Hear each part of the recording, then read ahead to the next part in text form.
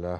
अच्छा, एक तो चीज़ और पूछनी थी आपसे, क्या अब समय आ गया है कि थोड़ा-सा व्यू चेंज किया जाए और बैंकों में अब फ़ोकस किया जाए सेकंड टियर बैंकों पर?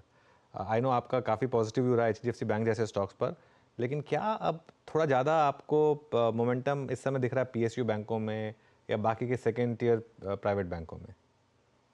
सो अनुज जी, एक्चुअली पीएसयू बैंक तो जैसे कंसोलिडेशन काफी हुआ है।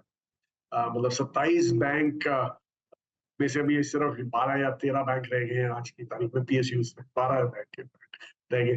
तो इट्स ऑब्वियस कि गवर्नमेंट का फोकस काफी था उधर, और उसी के चलते हमें भी थोड़ा एक्साइटमेंट हुआ है और हमने भी एक्सपोजर लिया है थोड़े पीएसयू। 2 ही पीएसयू बैंक है हमारे पास, तो उनमें हमारा एक्सपोजर है। लेकिन ओवरऑल जो फाइनेंस स्पेस है, बैंक्स को आप इंक्लूड करें उसमें, तो वो हमें लग रहा है कि काफी वाइब्रेंट होने वाला है आगे चल के। क्योंकि आप अगर जो जैसे हमने बोला कि हमारी जीडीपी 5 ट्रिलियन होने वाली है अगले 2-3 साल में, तो अगर जो वो ऐसा होने वाला है, तो आप ऐसी इकोनॉमीज देखें जिन्होंने ये किया था पहले, तो वहां पे फाइनेंशियल्स ने बहुत ही बढ़िया परफॉर्मेंस दिया था उस समय। इनफैक्ट आपको याद होगा वॉरेन बफेट जी ने जो मेजर पैसा कमाया था वो फाइनेंशियल में ही कमाया था 70s में।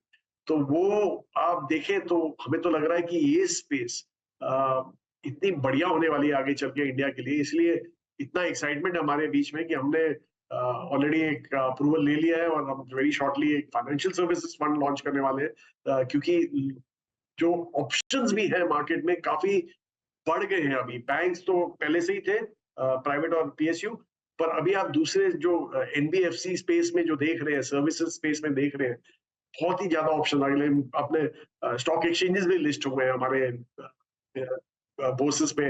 या तो ब्रोकर्स हैं, वेल्थ मैनेजर्स हैं, मॉर्गेज कंपनीज हैं, क्रेडिट कार्ड कंपनी। तो इसलिए हमें लग रहा है कि ये स्पेस में काफी वाइब्रेंसी रहेगी आगे चल के। और इसलिए ये जो 4 साल, पिछले 4 साल का अंडर परफॉर्मेंस है, वो वेरी शॉर्टली हमें लगता है कि टर्न होने वाला। अच्छा सर, दिनशो सर, इस दौर में बीते 3 महीने में एक चीज़ जो कि बाजार के फेवर में थी, हालांकि आई मीन इस बार ईरान में जो दुर्घटना घटी वो कतई अच्छी नहीं थी, लेकिन फिर भी सारी जो पॉलिटिकल टेंशन्स के बीच में क्रूड की रियलिटी जो रही, आई मीन 80-82 की ट्रैजेक्टरी में इसका बहुत वाइल्ड तरीके से 90-95 पे ना जाना या फिर सिंक भी ना होना 74-75 के जोन में, लेकिन 82 पर क्रूड की स्टेबिलिटी आपको इस वक्त ओएमसीज पर क्या व्यू रखने को कहती है? आई मीन ओएमसीज जिसमें हमने इनके करियर का सबसे स्ट्रॉन्ग मूव देखा पिछले 4 महीने में, अभी आपका व्यू क्या है? जी, एक्चुअली हमारा ओएमसीज में काफी हद तक व्यू चेंज हो गया था। लास्ट ईयर ही चेंज हुआ था। क्योंकि हमें लग रहा था कि पीएसयू स्पेस में एक जो कैश काउ हो सकती है गवर्नमेंट ऑफ इंडिया के लिए, वो ओएमसीज ही थी। तो इसलिए हमने हमारे पास दोनों जो मेजर ओएमसीज है वो हमारे पास है आज की तारीख में। और इसीलिए रखे हुए थे क्योंकि यहाँ पे जो पहले होता था, क्या होता था कि इतना प्रोफेशनली मैनेज नहीं होता था। They're at the mercy of the government कि वो बोले भाव काटो, इन्फ्लेशन बढ़ रहा है। तो लेकिन हमने देखा कि इन्फ्लेशन भाव बढ़ते बावजूद गवर्नमेंट ने उनके भाव नहीं काटे, उनको काफी हद तक एक सुपर ऑर्डिनरी मार्जिन अर्न करने दिए, सुपर एक्स्ट्रा मार्जिन अर्न करने दिए। और वो लास्ट 3 महीने पहले शायद उन्होंने एक काटा था, but that was to normalize the margins. तो वो हमें बहुत ही अच्छा लगा कि इस बार इतना इंटरवेंशन नहीं है उनके पार्ट में। और दूसरा, जैसे आपने बोला, एक ग्रुप में स्टेबिलिटी जैसी आ गई है, क्योंकि ऑलरेडी आपने देखा कि जो ओपेक कंट्रीज थी, उन्होंने काफी कट किया प्रोडक्शन में, फिर भी भाव इतना बढ़ा नहीं। फिर एक टेंशन हुआ इसराइल और ईरान के बीच में, तब एक स्पाइक हो गया, 90 हो गया था, फिर वापस 80-82 पे आके रुक गया है डॉलर पर बैरल क्रूड का भाव। तो ये stability is what we were looking for. और हमें ऐसे लग रहा है कि आगे चल के अगर जो गवर्नमेंट ऑफ इंडिया को लाइक जो बजट आने वाला है जुलाई में होपफुली, वहां पे हमें लग रहा है कि पीएसयूज पे काफी हद तक ध्यान दिया जाएगा।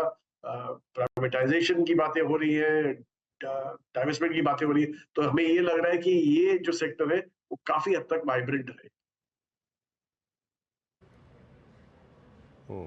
चलिए दिनशा जी, बहुत बहुत शुक्रिया आप इस कार्यक्रम में शामिल हुए। सभी सेक्टर्स पे, अर्निंग्स पे और सेक्टर्स पे और FIs मनी पर आपने अपना व्यू हमसे शेयर किया, बहुत बहुत शुक्रिया। धन्यवाद। विषय को थोड़ा यहाँ बदलते हैं। CNBC आवाज़ की मैनेजिंग एडिटर अनुज सिंगल्स ने कल मोतीलाल ओसवाल के चेयरमैन और को फाउंडर श्री रामदेव अग्रवाल से बाजार पर काफ़ी विस्तृत चर्चा करी। मुद्दे थे FIs के मसले पर, उन्होंने बात की। इस दौरान रामदेव अग्रवाल ने कहा कि अगले 15 से 17 सालों के बीच में निफ्टी करीब 1,50,000 तक जा सकता है और अगले 5 से 6 सालों के बीच में सेंसेक्स लगभग 1,50,000 तक हो सकता है।